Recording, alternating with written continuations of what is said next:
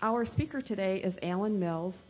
He is legal director of the Uptown People's Law Center, a small not-for-profit legal clinic on the north side of Chicago. He has been its legal director since 1992. Alan started as a volunteer at the Law Center during his second year of law school at Northwestern. During his first year there at the Law Center, he helped many former coal miners living in the area secure disability benefits. The following summer, he became involved in housing advocacy. He assisted in a major housing case against the city of Chicago and later helped defend a family of 12 who were being evicted from the former Cabrini Green housing project. After graduating from Northwestern, cum laude, he spent 10 years working for James P. Chapman and Associates, which is a small litigation firm headed by the then president of the Uptown People's Law Center's board of directors. During his time at Chapman and Associates, Alan devoted nearly 1/3 of his billable hours to public interest cases, and in 1991, he returned to work full-time at the Uptown People's Law Center as its full-time attorney, or as a full-time attorney. As legal director, Alan is responsible for monitoring the work of dozens of volunteer lawyers and supervising all litigation. He also maintains an active caseload. By partnering with several private law firms and other not-for-profit organizations, the Uptown People's Law Center is pursuing numerous class action cases, including statewide cases challenging the medical care provided to Illinois prisoners and the treatment of prisoners suffering from mental illness. The Law Center has filed scores of cases on behalf of individual prisoners, including those who were denied a religious diet and one prisoner who was raped by a guard. The Law Center currently has the largest docket of civil rights cases filed on behalf of Illinois prisoners. Alan also teaches classes on prisoners' rights as an adjunct professor at both Northwestern and at DePaul University's College of Law. And I believe I've somehow managed to get involved in Alan's presentation. I apologize for that. So it's time to welcome Alan Mills and let him speak to us, please.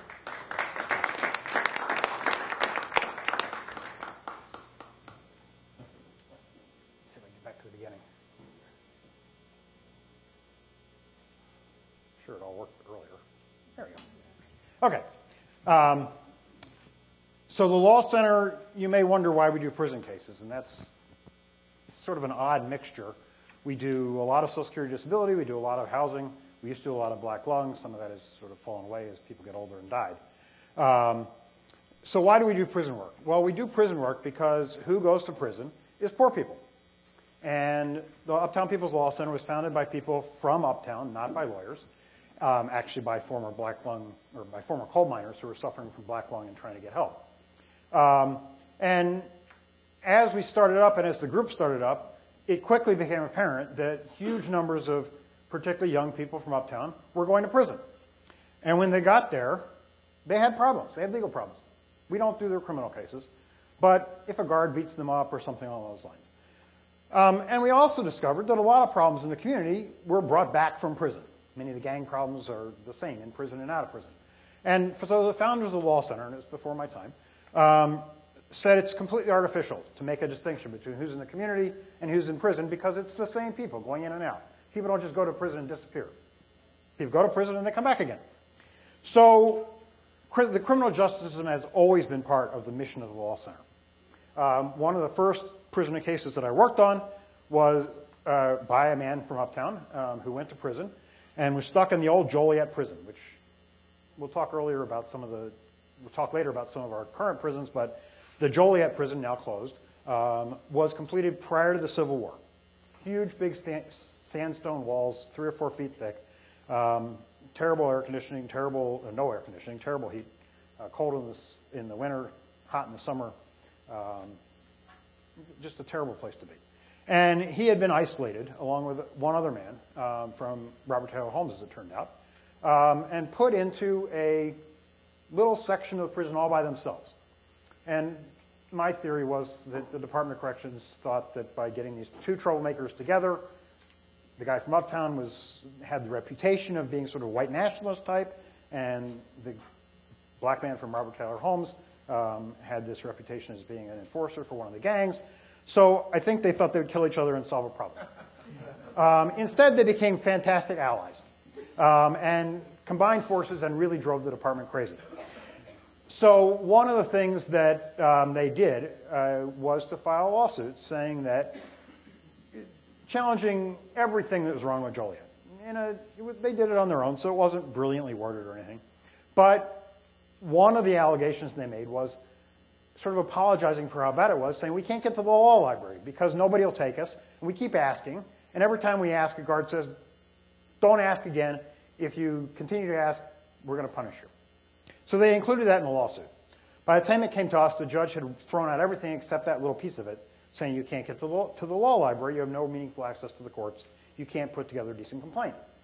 And we got this call from this man from Uptown, Joe Gansey, saying that, I don't know anything about the law, but one thing I do know is that if the state is coming down to take your deposition under oath, you should be represented by a lawyer.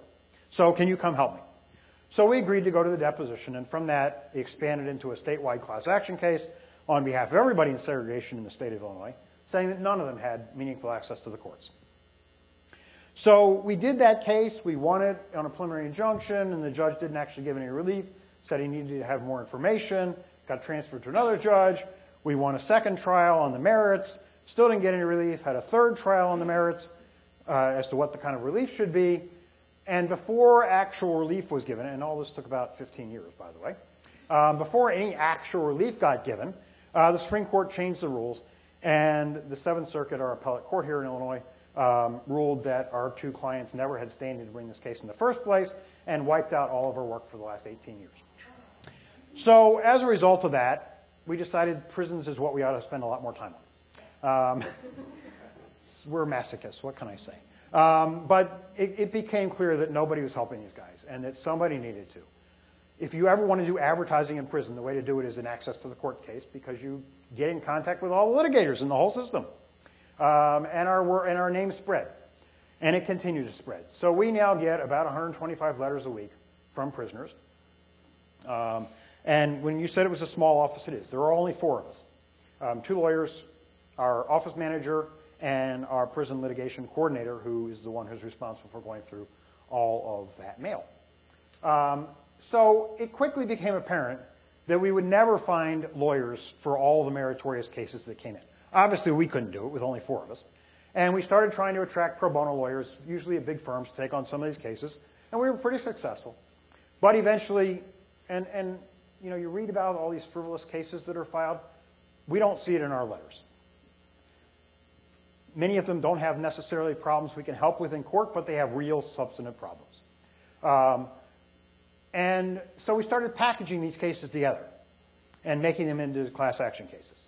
And we found great receptivity among the big firms in town willing to partner with us on those big cases. So we now have about 12 of those class action cases trying to change the entire system. And the ones I want to talk about today particularly are the ones relating to medical care and mental health care, which are really 2 sides of the same problem. But before I get to the substance of what I'm doing, I want to talk a little bit about our Illinois prison system and how we got in the mess we're in. When I started doing this work, I had always thought that Illinois was probably somewhere in the middle. It's a nice blue state, kind of liberal, and spends a lot of money on prisons, so I figured it's got to be better than a whole lot of states.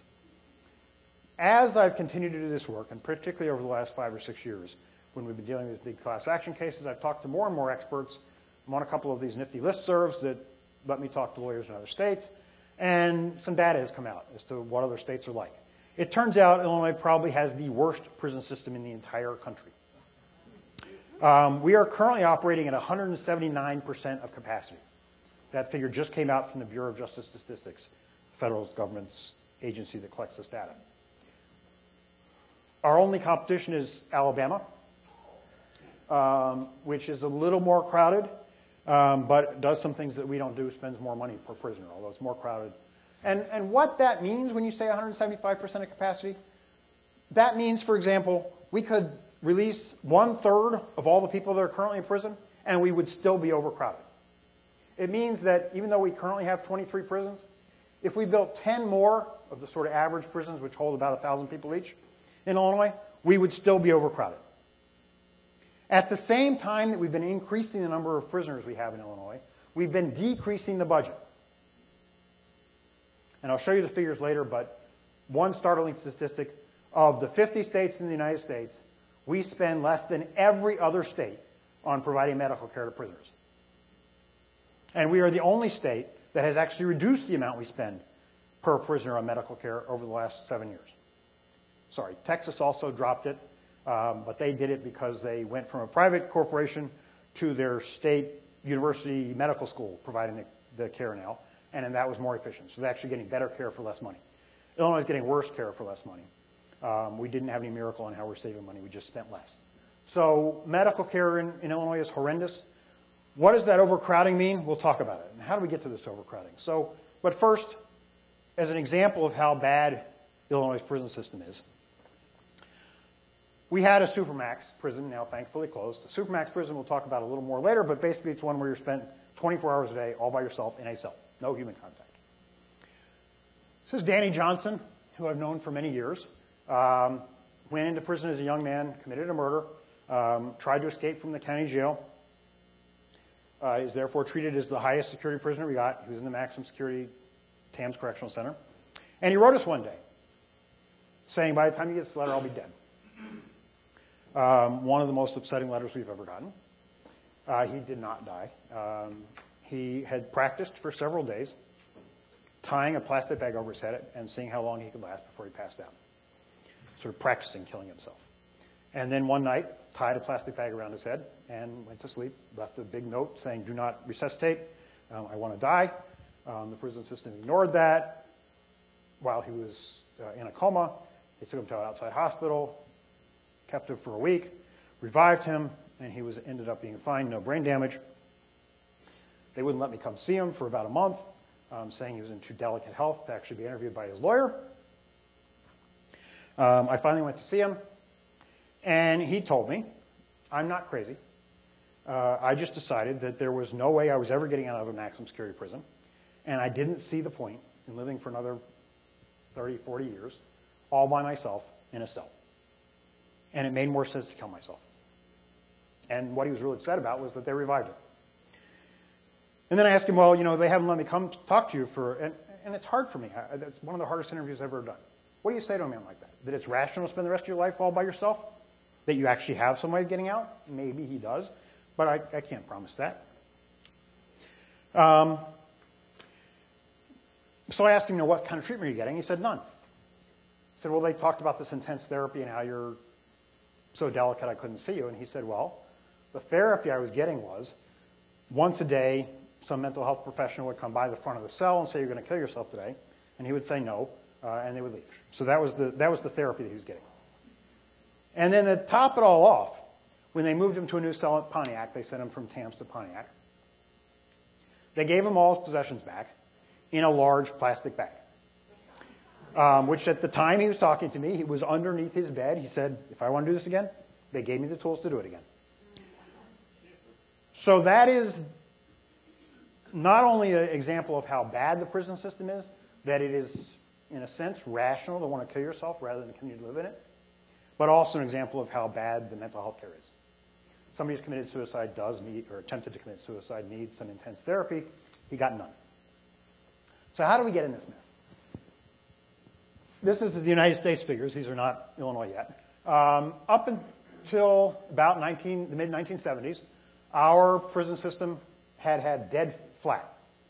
It rose a little bit, but mostly that was the increase in the numbers of people in population. It went down a little bit in World War II. There's the stories that lots of judges gave people the choice between going to prison or going to the Army, and they went to the Army, so it was a little drop there. A little increase during the Depression when people committed crimes in order to feed themselves, but pretty much it was flat.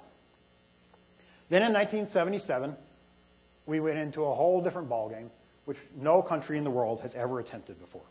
We are now locking up more people than anybody else has ever attempted to lock up anywhere in the world in the history of mankind. This is Europe. There's huge literature in Europe trying to figure out why, for example, Denmark and the United Kingdom have such hugely divergent rates of incarceration. Lots of theories. Denmark is a more socialist sort of country, lots of more support for people. It's a more homogenous country, lots more immigrants in the United Kingdom. So there's all kinds of studies trying to figure it out. What none of those studies talk about is what's going on in the United States and how it's different, because we're a different world.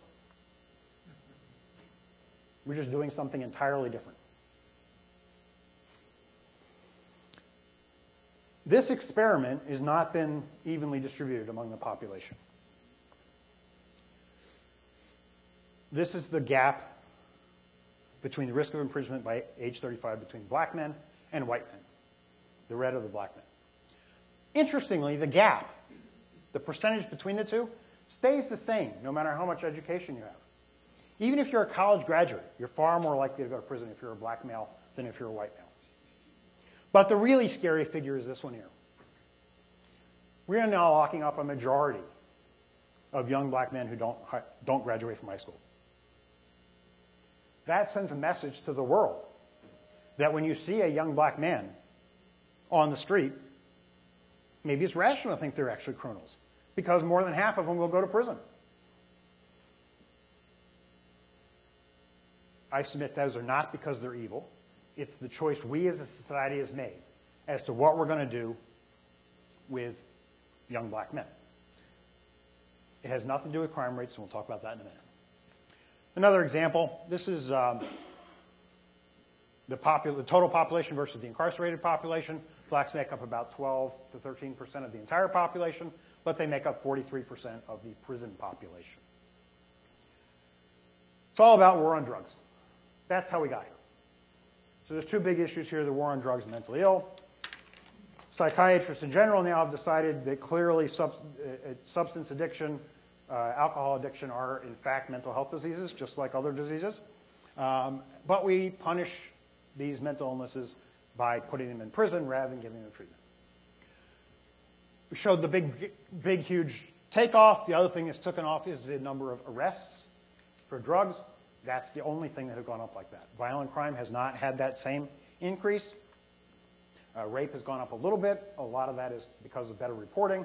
Murder has gone up a little bit, but only a little bit, not very much. It's all about drugs. And it's not the huge big drug dealers who are going to prison. It's simple possession. Interestingly enough, the sales and manufacture has stayed about flat. It's the simple possessions that have skyrocketed. That's who we're putting in prison. Not usually your first arrest for possession. Usually it takes 2 or 3. But a drug addict is not likely to stop just because he got arrested once. So on your 3rd arrest for drugs, you're likely to end up in prison. And it's not because black people use more drugs. It's a survey that's done once a year or once every 5 years, again by the United States government, of people asking them when they last used drugs. The users of drugs are the blue lines. So the vast majority of people who actually use drugs are white, followed by Hispanics and blacks and a few others. But the users are overwhelmingly white. The people who are in prison for using drugs are overwhelmingly black. Over 50% of the people in prison for using drugs are black. Why is that? That's how we choose to concentrate our police resources. As someone said, there's a whole book on it, if we spent the same law enforcement resources at Northwestern University's campus up here as we do in public housing projects, you would find way more drugs at most universities than you would find in housing projects. But we don't. That's not where we look for drugs, and so therefore that's not where we find them. Why are there more drugs on college campuses? Because it's full of young people who actually have money who can afford to buy drugs. Whereas public housing is full of kids, young kids, therefore they're not likely to be using drugs, and poor people who don't have a lot of money to buy drugs. So there's no question that there's a lot more drugs on college campuses. If we enforced it there, our prison system would look completely different. It would be full of middle-class white kids. And we wouldn't have the same prison system. Nobody would stand for that if we were locking up over half of the middle-class white kids who went to college. Wouldn't happen. All right, so who goes to prison and what do we do with them there? We have all these drug addicts in prison, but we don't spend the money on them. As I said, Illinois spends the lowest in the entire country, and I'll have figures in a minute. We also close mental health clinics. I don't know if you've read in the papers, but 2 years ago, Chicago closed half of its public mental health clinics in the city of Chicago. Where did those people go? A lot of them ended up in jail. We also closed down the huge state mental hospitals, which was a good thing. So the red line here is who's been incarcerated, who's been locked up somewhere. The beige line here is the mental hospitals. So up until the 50s, the vast majority of people who were locked up in some way or another for mental illness were locked up in these large state hospitals. Then the civil rights movement came along, and we made it really hard to put people involuntarily into hospitals for mental illness. You had to show that they were a danger to themselves or others. That's a really hard test to meet, particularly if people are medicated. They tend to fall off of that. Also, there are all kinds of horror stories. Great series of investigative reporters called Snake Pit about one of the New York State mental hospitals, and they were horrible. So I'm not going to say we should have kept them in mental hospitals. So the deal was that we made in the 60s. We will close these huge state hospitals, and we will invest the money into community mental health centers so people can get treatment in the communities where they live, which was far more effective than locking up these huge hospitals. So we started emptying out those hospitals. And by now, we have very, very few people in these large hospitals. Unfortunately, Illinois has many more people locked up in the hospitals still than most states do. We have done worse than everybody else in terms of actually providing those community mental health centers. But nowhere in the country did we actually take that money and invest it into community health centers. So what started to happen was people started getting arrested. And they ended up in jail and then ultimately in prison. So today, we actually have more people who are mentally ill locked up than we did when this mess started. They just moved from hospitals into prisons. So we have solved nothing except move them from hospitals to prisons. And prisons are not a good place to provide mental health treatment. In fact, they're a horrible place to provide mental health treatment. First of all, it's expensive. But second of all, prisons themselves are toxic to mental health. If you didn't have a serious mental illness before you went in, you're likely to develop one there. PTSD is one that, post-traumatic stress disorder, is a common problem that people develop after being in prison for a while. Prison is this odd combination of being really boring. Most of the time you're sitting in your cell doing nothing, punctuated by unpredictable bouts of violence, either from other prisoners or from guards, or arbitrary orders that you have to do something, or they come in and search your cell and tear it all apart so that whatever sort of comfort you've had in your cell disappears. So it's a very stressful place to be in prison, even though most of the time you're sitting there alone, doing nothing. Tom Dart has been all over the TV in the last year or two talking about how the reason the Cook County Jail is so overcrowded is because we have huge numbers of people who are there simply because they're mentally ill. Generally, in the jail, they're there for committing nonviolent offenses. Often they're there for sleeping somewhere they're not supposed to, like a trespassing charge, or for shoplifting food. Or just because the police pick them up and they're sort of out of control on the street and they're a pain in the neck for everybody, so the police pick them up. There are no mental health centers to take them to, so they dump them at the county jail. The county jail has to deal with them. Many people are diagnosed for the very first time with schizophrenia, for example, in the Cook County Jail because they're not getting treatment on the outside. Finally, they're getting a little mental health treatment, but they don't stay long enough, which is a good thing. They don't stay long enough to actually get treated for their illness. Typical stay in Cook County Jail is less than 30 days. So some people, of course, are there for 5 or more years if they're facing serious charges, but the majority of people are there, picked up, go before a judge, and are kicked out as soon as they get before a judge.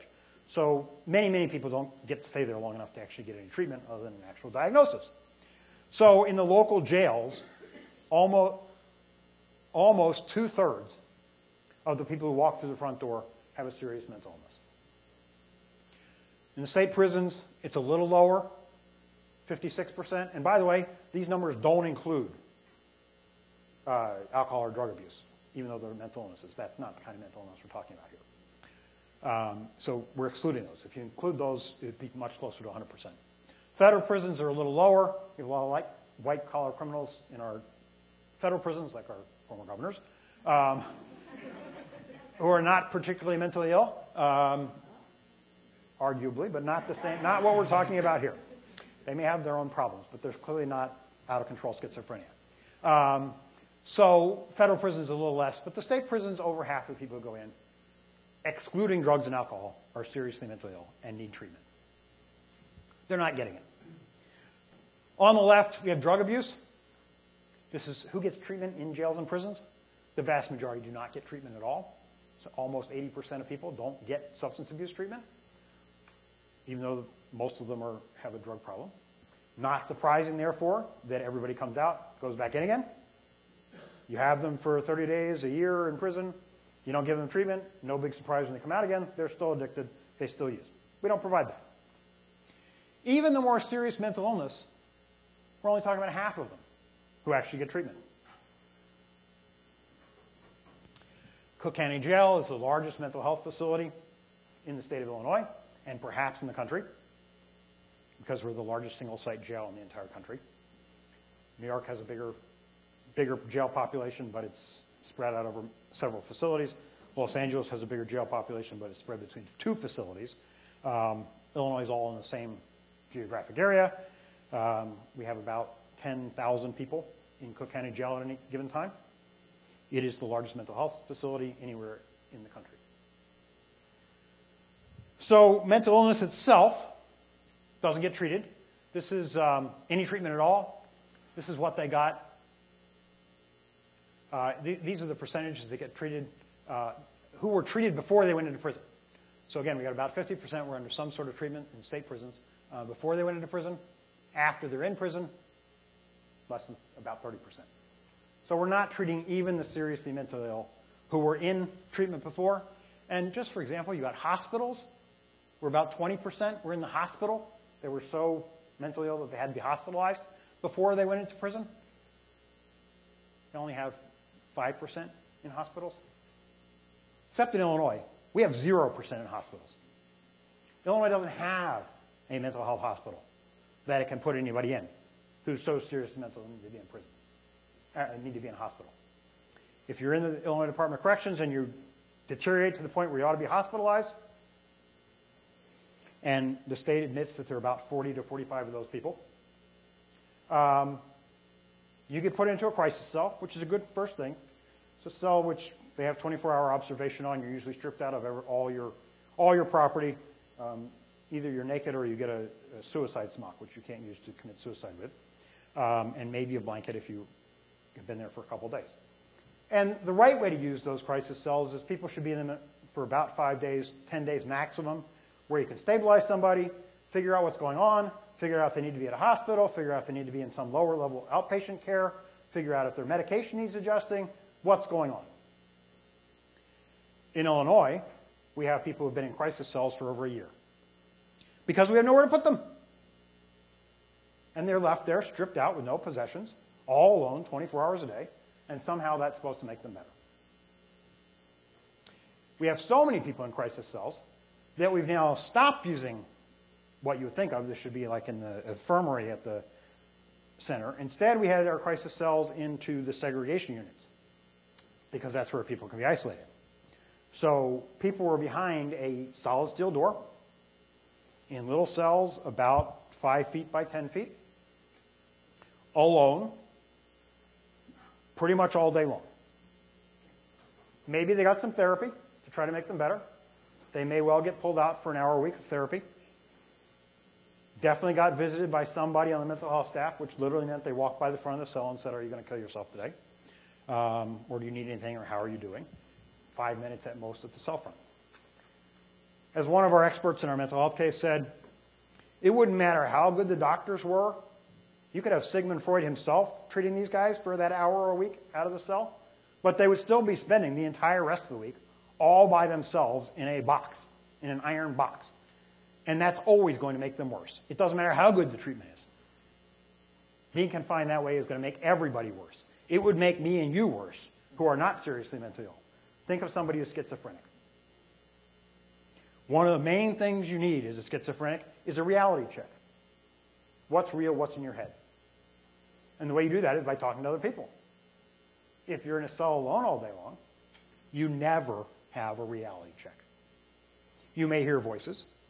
Is it the guy in the next cell yelling at you? Or is it the guy inside your head yelling at you? You have no way to know. We did a case out of the Supermax prison where somebody testified in our case. He had been to the yard, and the yard at a Supermax prison is a concrete box about twice the size of a cell. You're there alone, but you can kind of yell over the wall to the next yard. You can't actually see anybody, but you can yell over the yard. And he said, you know, I've had conversations with people for like the last 3 years that I've been there. I think there's somebody on the other side of the wall that I'm talking to, but I've never actually laid eyes on them, so I'm not quite sure whether or not I'm having a conversation with myself or the guy in the next yard. So there's never a reality check for these guys. And they're always going to get worse, no matter how good the mental health treatment is. It is a toxic environment. This is a slightly older figure showing Illinois, again, is among the most overcrowded in the country. The figures have changed a little bit. As I said, we're now at about 171%. North Dakota, two other things to talk about. California has always been the basket case of the country.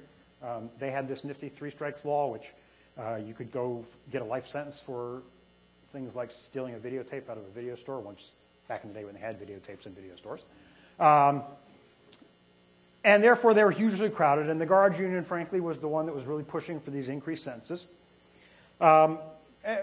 Some lawyers that I know had 2 cases, one on medical care and one on mental health care, and they've been litigating it for a decade. And finally, the judges said, you, California, have been trying to provide decent care to these folks for the last decade and have failed.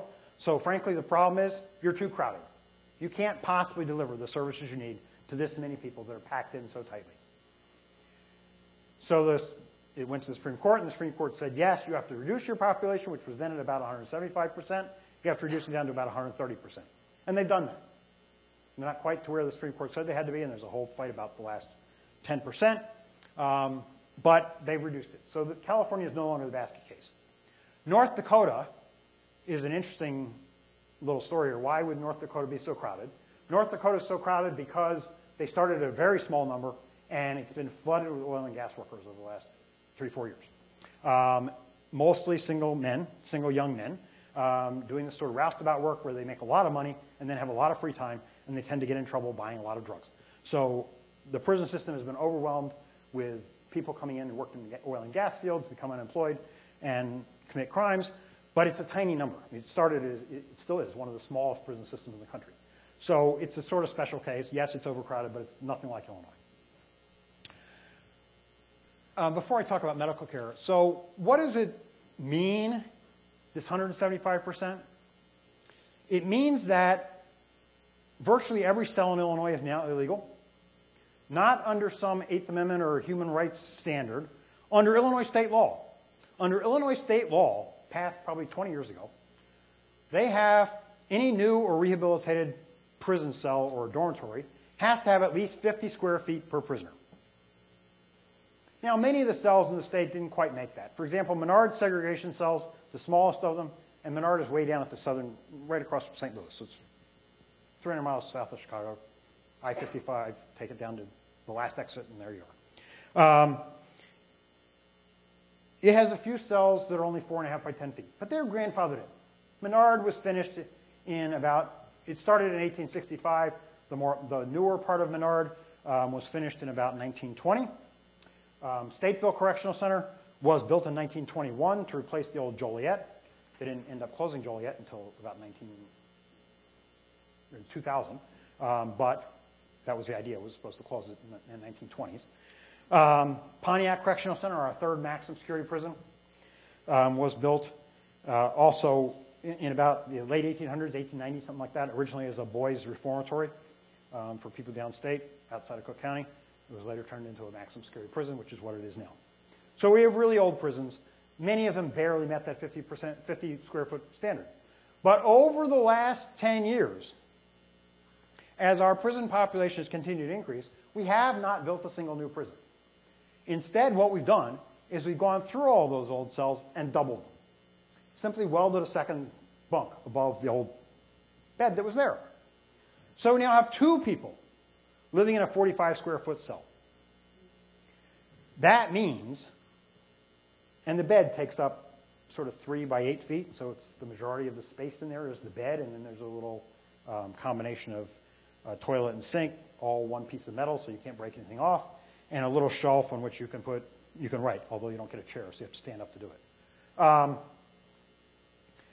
Both of those prisoners can actually stand up, but they both can't actually move at the same time. So if you want to pace, for example, one has to be in bed, one has to stand up. At Vienna Correctional Center, which is a real shame because Vienna used to be a model prison for the entire country. It still is, surrounded by farmland, so many of the prisoners went out and worked the farms. It had a great vocational training program. One of the things they did was teach prisoners to be emergency medical technicians so that in the town of Vienna, which is another small town of about 1,500 people, when you made a call in the middle of the night saying, I have a heart attack, it would be a prisoner who would drive that ambulance and pick you up at your house and take you to the hospital. The local high school used to play the prisoners all the time in basketball or football and baseball. In fact, the judge on our case now, as a kid, used to be one of the people who came in and played the prisoners. So it used to be a model prison. All of that has ended. We have virtually no programming. There are about 50 people out of the 1,500 at Vienna now who actually have jobs of any sort at all, let alone, and there's a couple of little classes, so there may be another 50 that are in classes. Nobody else has anything to do. We've eliminated everything else as a way of saving money. It's so crowded, however, that they took an old warehouse that was built for storing and offices and converted the second and third floors of that into dormitories. We now have 400 people living on the second and third floors in tightly packed bunks. You can stand and touch both sides in your double bunks. Half of those don't have even plugs because they're not against the walls, and therefore they can't even have TVs. They share 4 bathrooms, the 200 people on the second floor. Only have 4 bathrooms. You have to sign up for time to go to the bathroom. There are 10 showers. There are no showers at all on the second floor. There are 10 showers upstairs and a few more bathrooms. So once a day, they bring a line of people from the downstairs up to the third floor to use those showers up there. So you get your shower once a week. The guys on the third floor, there's another 200 of them up there. It was never meant for human habitation. When they moved in there, a lot of the windows were broken out, which wasn't a big problem because it was summertime, except that birds come in and they're still living inside. Birds are not house trained, as you may guess. So it can be kind of gross sometimes. But then came winter, and it got cold. Even in southern Illinois, it gets cold in the winter, I'm told. So they still didn't have money to fix the windows, so they simply put boards over them. So now you have no fresh air at all.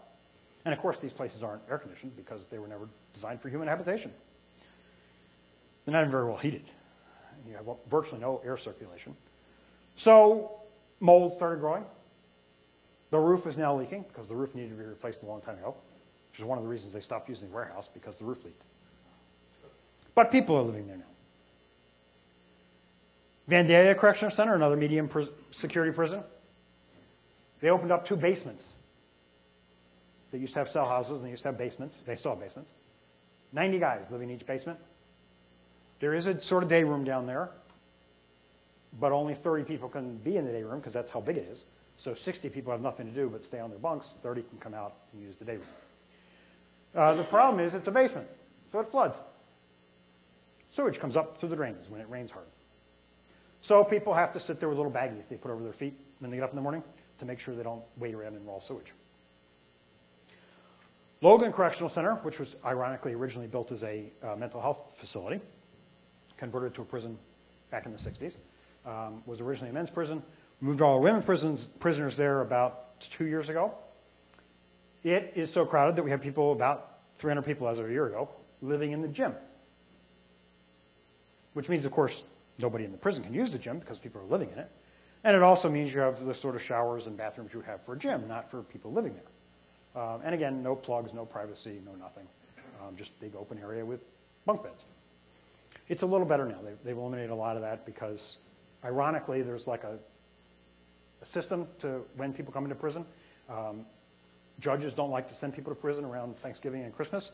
So at the end of the year, there tends to be a drop in the number of people that go to prison. So right now, it's not quite as crowded as it would be in the summer. But come February and March, it'll start filling up again, and you'll have the same problem we did last year. Right now, there's not so many, but they still have people living in basements and warehouses.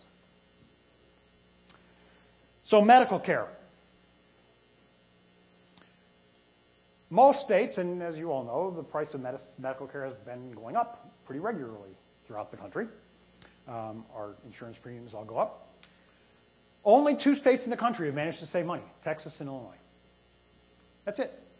We've reduced our expenditures 7% over the last 7 years. This is the chart. California, way up at the top here, is the one that went to the Supreme Court, remember? Because they couldn't provide decent medical care for all the people they have. They're spending over $10,000 per prisoner per year now. After a decade of litigation, they got up there. We are spending $2,100 per year for prisoners on their medical care. If they're not constitutional up there, think about how much worse it is down here. We are not doing any better than California is. We're doing much, much worse. What does that mean in the real world? It means that people die who shouldn't die. Untreated heart disease, untreated cancer. It means that there's no coordination. Really simple things like diabetics, particularly type 1 diabetics. There's a real specific schedule. You should get your insulin X number of hours before you eat. They don't coordinate the dietary and the medical care in prisons. So I've got a client now. He gets his diabetic shot at 4 in the morning because that's the time they have to give it to him. I have no idea. They wake him up to give his diabetic shot. He doesn't eat until 9. Is his blood sugar out of whack? Always. Regularly has readings of 300. It should be 100. Regularly has 300. He's about to lose a foot from gangrene. They took his shoes away in TAMS when they found a paperclip, which is contraband, under one of the soles of his shoes. So they took his shoes away, walked on the concrete, developed a blister. They didn't treat it. It got worse and worse, and took it to outside hospitals several times, debrided it, cut away some of the tissue that was dying, brought him back again. They didn't put him on antibiotics like they were supposed to. They would give him like foot cream in order to cure this problem rather than actual medicine. And it got worse, and eventually they hooked him up so that he was living in the infirmary and was on an IV line, and it was getting better. And then they closed TAMS, which overall is a good thing. Transferred him to Pontiac, and when he arrived at Pontiac, he said, you know, here's my medical thing. I'm supposed to be in the infirmary. This is what's happening. And they said, no, not here. They coddled you at TAMS. Here you're going to be treated like everybody else. Up to the 8th floor, which means actually in prison it's 4 floors up. So he had to walk up 4 sets of stairs. During that walk, all the nifty bandaging they'd done, it burst. Took him forever to get to the hospital. At one point, as they were unwrapping it, it was so bad that the nurse fainted, who was unwrapping it because it was rotting. And at this point, the outside doctor, he's finally going to the University of Illinois in Chicago, wondering why the heck it went so long. People in this day and age should not get gangrene. If they're being treated, you don't get gangrene. He was being treated, though. So the question is, how much of his foot can they save? He now had about half of his heel chopped off. Same thing's happening to another man at Pinckneyville. Blood sugar is regularly up and down because they feed him such odd times and give him his medicine at such odd times. He started off with a fungal infection under one toenail, and now is about to lose that toe entirely if they don't do something really quickly to solve the problem. I have a picture of it. Good. This is Vienna. These are the bunk beds I was telling you about. WBEZ got in and took pictures here, but only after going to court and getting a court order that they were allowed to go in, which is one of the problems with prisons. They're closed to the public. You can't walk in and take a tour of Vienna saying, I heard this talk by Alan Mills. I want to see what you're doing there. They'll laugh at you. Even a reporter can't get in usually. They say no. These are closed security, too much security, too many problems.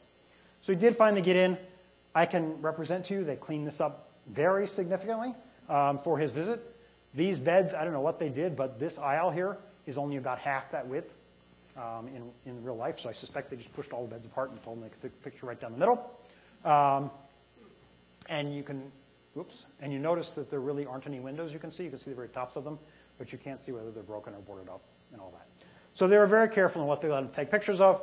But even from this very cleaned up thing, you can see how closely packed all these places are, how little privacy there is.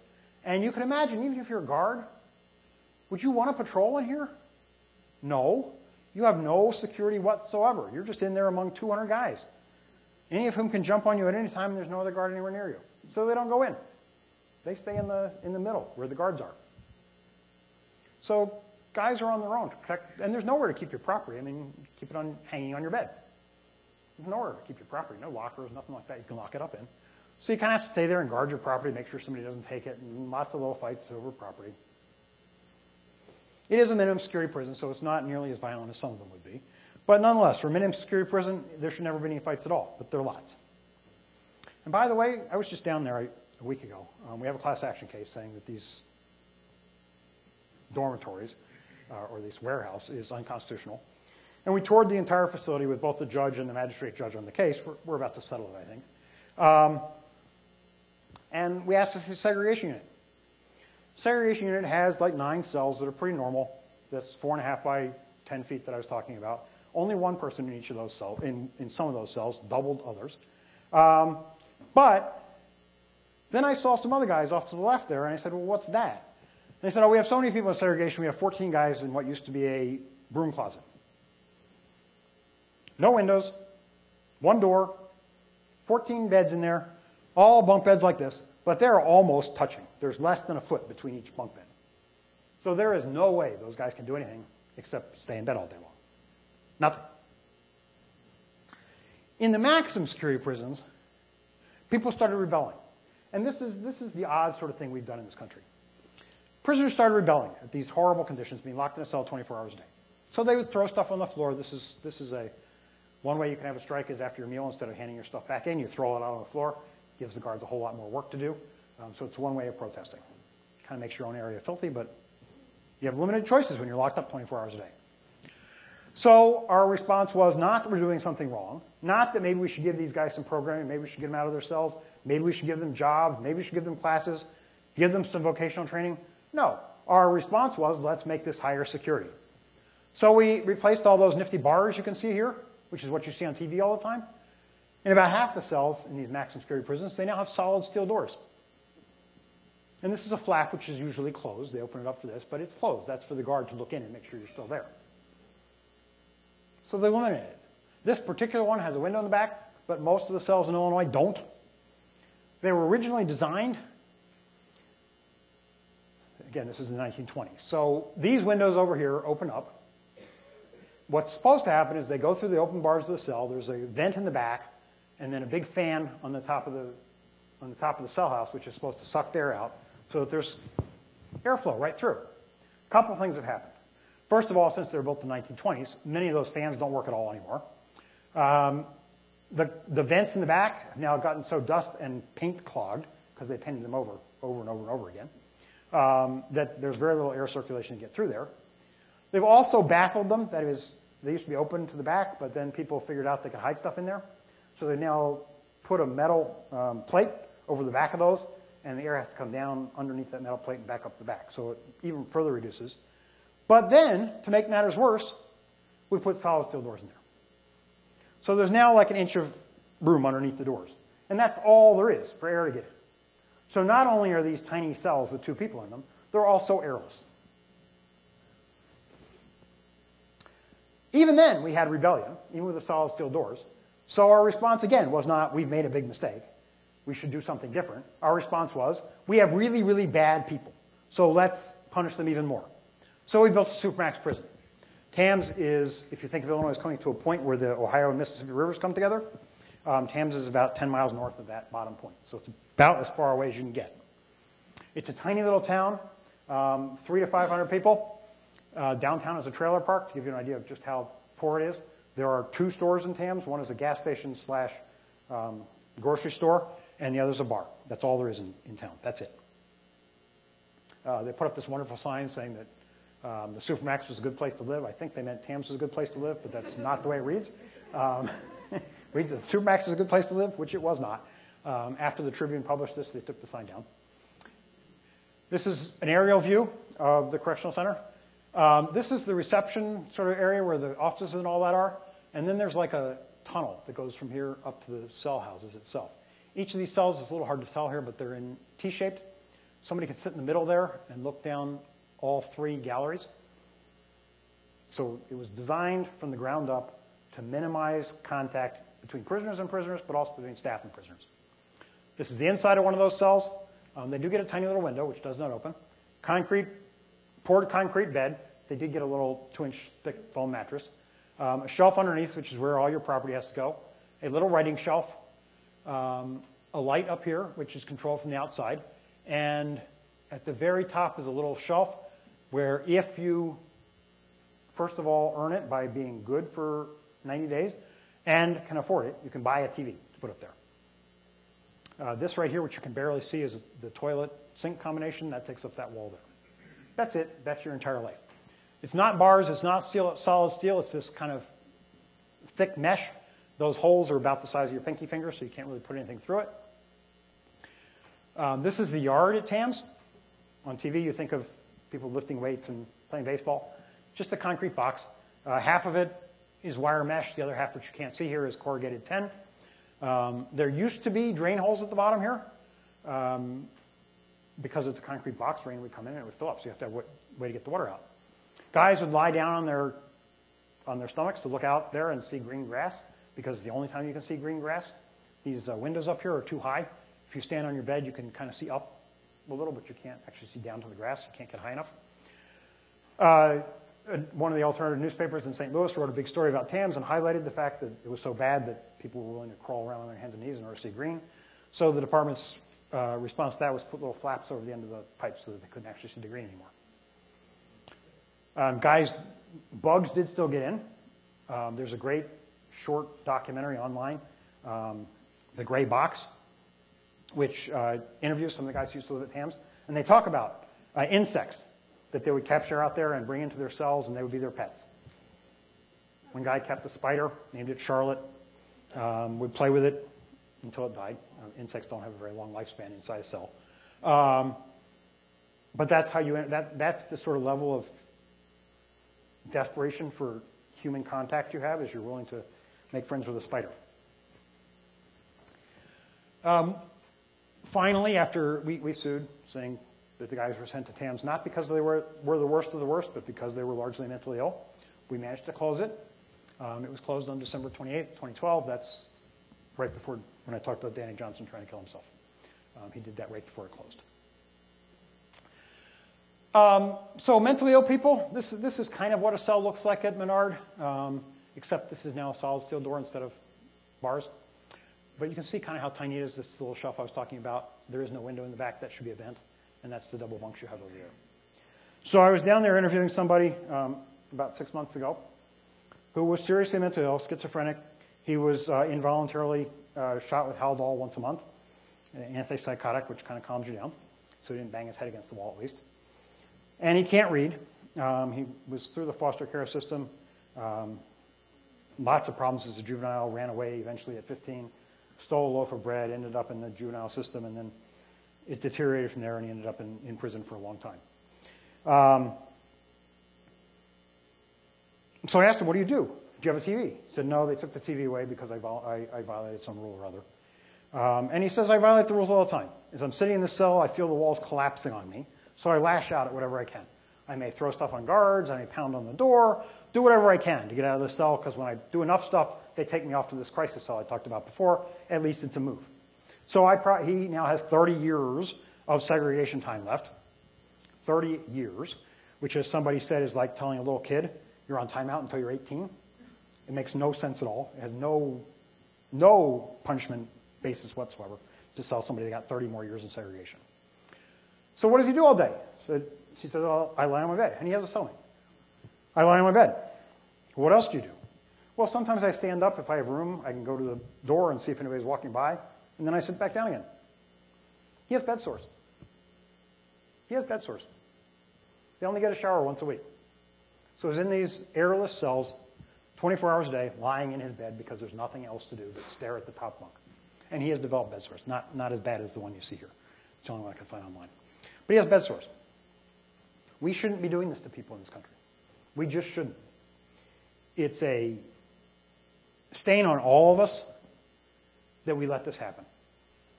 We vote for legislators who say they're going to be tough on crime. We vote for lower taxes, and the result is we stuff people in prison for no good reason. We leave them there forever, not usually for violent offenses, usually for low-level drug and alcohol. A really good movie, if you want to see more about this, is The House I Live In. Excellent documentary talking about the war on drugs. And one of the really nice things about it is he was able to get some correctional officials and police officers to say how absurd this system is. And they go into great detail, saying this system makes no sense at all. It's not curing our problem. Drugs are no more expensive, are no less available than they were when we started this in the mid-'70s. Instead, we've just messed up millions of lives, destroyed families, and are torturing people. We should stop.